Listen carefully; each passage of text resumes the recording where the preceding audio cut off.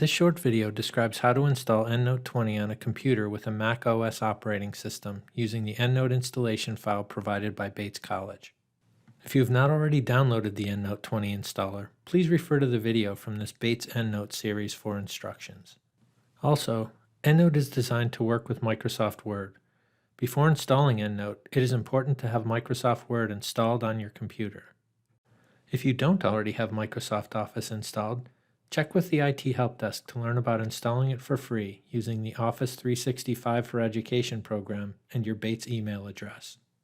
It is also important that the Microsoft Word app is closed while running the EndNote installer because EndNote installs the Cite While You Write plugin for Microsoft Word that allows the two programs to work together.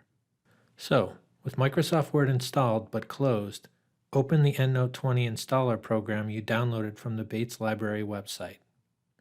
Then, in the resulting Site License Installer pop-up box, click the Install EndNote20 link. You'll probably be asked if you are sure you want to install EndNote20 because you downloaded the installer from the internet. If this is the case, select the blue Open button in the Security pop-up box to proceed with the installation. Finally, select the Install button in the Install EndNote20 pop-up box. Follow the prompts for a typical installation. This will include accepting the license agreement and the default destination directory.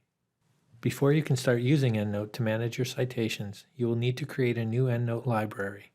To do this, open your newly installed EndNote application, select the File drop-down menu at the top of the screen, and then select New. We strongly recommend using the default values of My EndNote Library for the library name and My Documents for your library's location. EndNote should now be open with a new, empty library.